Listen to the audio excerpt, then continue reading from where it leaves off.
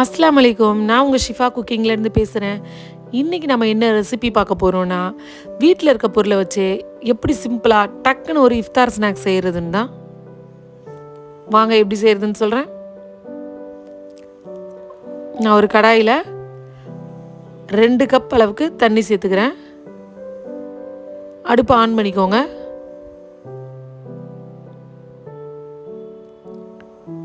இப்போ இந்த தண்ணியில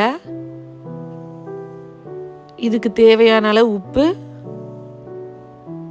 1 ஸ்பூன் எண்ணெய் சேர்த்துக்கிறேன். நான் 2 கப் தண்ணி எடுத்திருக்கேன். இதுக்கு 1 கப் ரவை எடுத்து வச்சிருக்கேன்.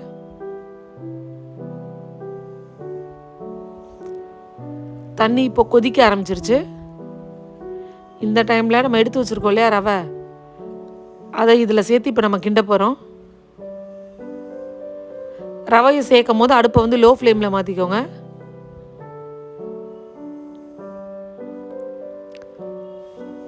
லோ ஃப்ளேம்லேயே வச்சு நல்லா அந்த ரவையை கிண்டி விடுங்க. அது நல்லா வேகட்டும்.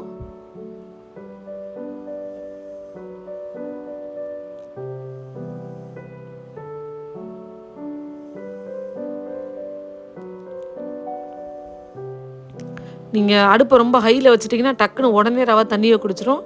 அப்புறம் அது வேகாது, நெருன்னு இருக்கும். அதனால் அடுப்பை கொஞ்சம் லோவில் வச்சுக்கோங்க.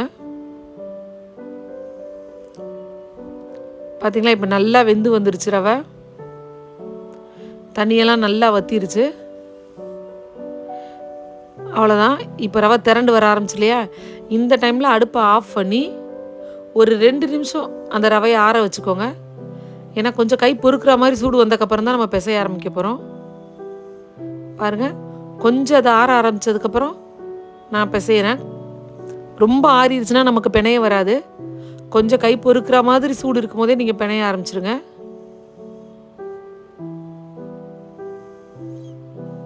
பார்த்தீங்களா, ஓரளவுக்கு எல்லாமே ஒன்று சேர்ந்து வந்துருச்சு. இப்போ எல்லாம் ஒன்று சேர்ந்து வந்ததுக்கப்புறம் இதை நான் ஒரு பிளேட்டில் மாற்றிக்கிறேன்.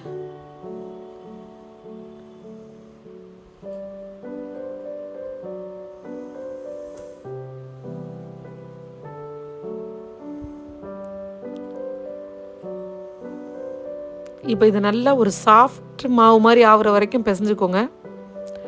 உங்களுக்கு வந்து பிணைய வரலை, ரொம்ப உதிரி உதிரியாக இருக்குது அப்படின்னா நீங்கள் லைட்டாக கொஞ்சம் சுடுதண்ணியை வச்சு அந்த சுடுதண்ணியை தெளித்து பிணைஞ்சிங்கன்னா நல்லா இந்த மாதிரி ஒரு சாஃப்டான மாவு கிடச்சிரும்.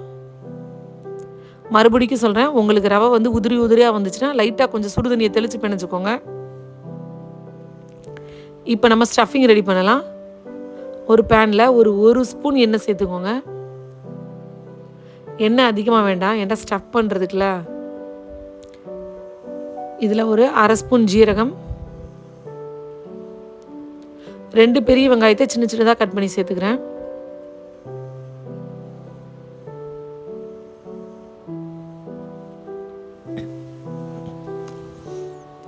வெங்காயம் ரொம்ப வதங்க தேவையில்லை, சும்மா லேசாக ஒரு வதங்கட்டும்.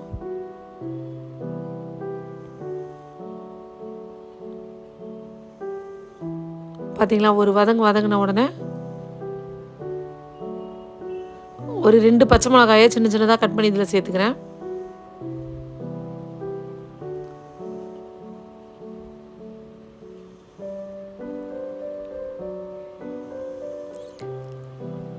ஒரு நிமிஷம் வதங்கிருச்சு. இப்போ இதில் ஒரு அரை ஸ்பூன் இஞ்சி பூண்டு பேஸ்ட் சேர்த்துருக்கேன். இஞ்சி பூண்டு பேஸ்ட்டு சேர்த்ததுக்கப்புறம் ஒரு நிமிஷம் வதங்க விடுங்க. அப்போ தான் பச்சை வாசனை இல்லாமல் இருக்கும்.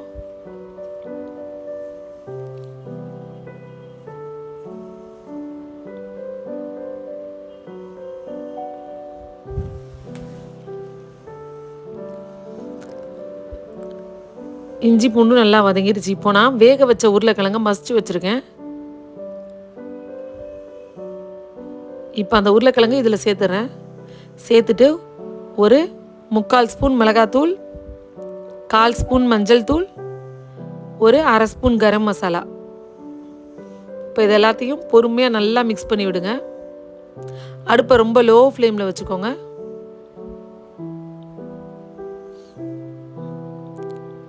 மிளகாத்தூள் வந்து பச்சை மிளகா வேறு சேர்த்துருக்கீங்க, உங்களுக்கு காரத்தை பார்த்துட்டு சேர்த்துக்கோங்க.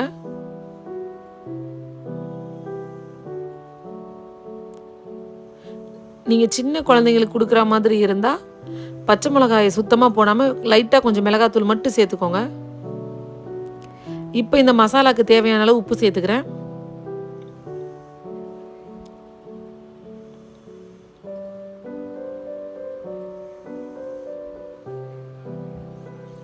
இப்போ இது எல்லாத்தையும் நல்லா பொறுமையாக கிண்டி விடுங்க. எல்லாம் நல்லா ஒன்று சேர்ந்து வரணும். அந்த உருளைக்கிழங்கு, மசாலா, உப்பு எல்லாம் பார்த்தீங்களா? இப்போ நல்லா ஒன்று சேர்ந்து வந்துருச்சு எல்லாம்.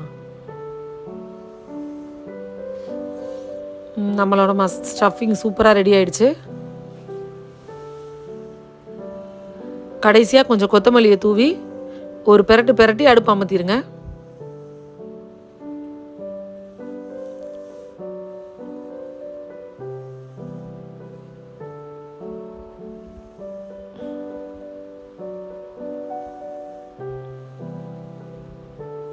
இப்போ போதும், அடுப்பு ஆஃப் பண்ணிடுங்க.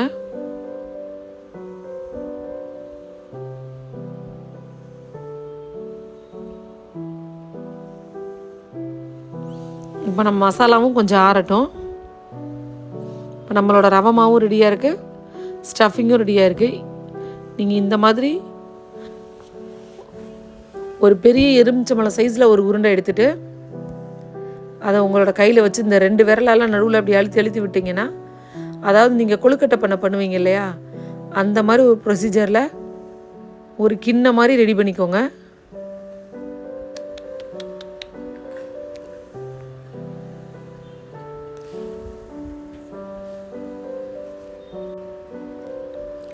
இப்போ அது உள்ள நம்ம ரெடி பண்ணி வச்சுருக்க உருளைக்கிழங்கு மசாலா எடுத்து உள்ளே வச்சிடுறேன்.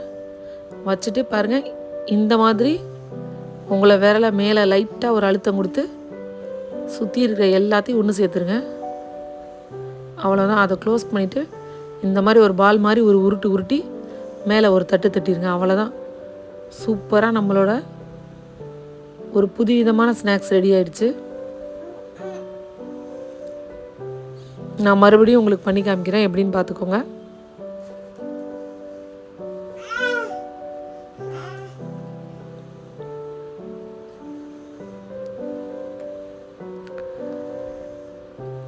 இந்த ரெசிபி நீங்கள் பண்ணுறதுக்கு இதை எந்த மாவுலையும் முக்க தேவையில்லை, மேலே எந்த பேட்டரும் கோட் பண்ண தேவையில்லை. இப்படி நீங்கள் அழகாக எண்ணெயில் போட்டு சூப்பராக பொரிச்சு எடுக்கலாம். இது கொஞ்சம் கூட கலரவே செய்யாது. அவ்வளோ அழகாக மேலே கிறிஸ்பியாக வெந்து வரும். உள்ளே உள்ள உருளைக்கிழங்கு ரொம்ப சாஃப்டாக இருக்கும். அதனால் நீங்கள் ரெடி பண்ணி வச்சுட்டா டக்குன்னு எண்ணெயில் போட்டு எடுத்துடலாம். பாருங்கள், இந்த மாதிரி மேலே உள்ள ரவையை எல்லாத்தையும் மொத்தமாக மடிச்சுட்டு லைட்டாக பால் மாதிரி ஒரு உருட்டிட்டு ஒரு ஃப்ளாட்டாக ஒரு தட்டிடுங்க. அவ்வளோதான். இதே மாதிரி எல்லாத்தையும் நான் மடிச்சுக்கிறேன். இந்த மெத்தட் எனக்கு வராது, கஷ்டமாக இருக்குது அப்படின்னீங்கன்னா நான் இன்னொரு மெத்தட் சொல்கிறேன். அது எப்படின்னு பாருங்கள்.